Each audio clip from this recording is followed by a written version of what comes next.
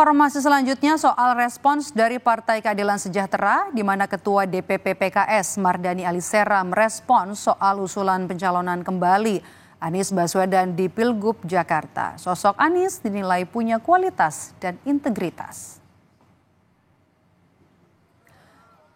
Namun PKS belum bisa menjawab apakah akan mendukung Anies Baswedan atau punya kader lain dari internal partai untuk maju di Pilkada Jakarta nanti. Selain itu, Saudara, Partai Keadilan Sejahtera juga menyebut masih menunggu hasil sidang sengketa Pilpres yang bergulir di Mahkamah Konstitusi.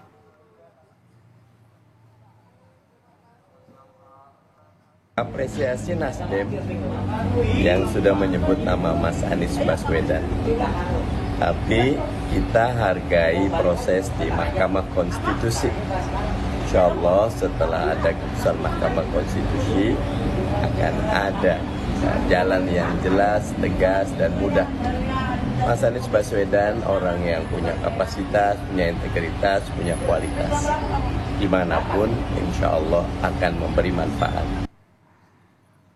Respon selanjutnya datang dari Partai Nasdem yang menjawab soal Anies Baswedan maju di Pilkada Jakarta. Sekjen Partai Nasdem, Saudara Hermawi Tasli menyebut berdasarkan pembicaraan 3 Sekjen Koalisi 01 telah muncul nama-nama internal partai untuk nantinya bertarung di Pilkada Jakarta. Mulai dari nama Bendahara Umum Partai Nasdem Sahroni, kemudian ada nama Menteri Tenaga Kerja asal PKB Ida Fauzia, hingga nama Ketua DPP PKS Mardani Alisera.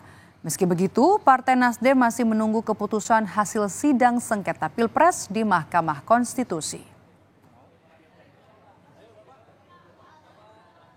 Bisa jadi mereka akan ikhlas mendukung Pak Anies. Jadi pernyataan-pernyataan yang mengatakan Nasdem mendukung Pak Anies sebagai calon gubernur itu memang ada peluang untuk itu. Tetapi sementara ini sebelum perkara Mahkamah Konstitusi diputuskan, kita masih berpatokan kepada nama-nama yang dimunculkan oleh partai koalisi. Jadi intinya kita menunggu keputusan MK tentang sengketa Pilpres. Bursa Gubernur Jakarta kian ramai, termasuk pertarungan 2 mantan yang mulai santer terdengar. Mereka adalah mantan Gubernur Jakarta Anies Baswedan dan mantan Gubernur Jawa Barat Ridwan Kamil. Walau namanya kerap disebut, Anies sepertinya masih konsisten dengan pernyataannya usai bertarung di Pilpres Februari yang lalu. Anies fokus pada putusan Mahkamah Konstitusi sehingga belum memikirkan soal Pilgub Jakarta.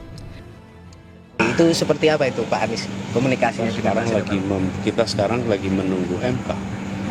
Jadi kita semua fokusnya di situ, tuntaskan proses ini sampai akhir.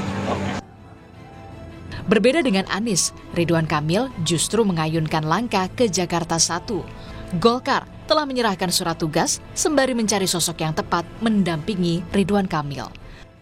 Udah ada bayang-bayang belum Pak siapa pendampingnya? Kita masih melihat elektabilitas ke depan. Nah, sambil kita evaluasi, nanti kita cek lagi.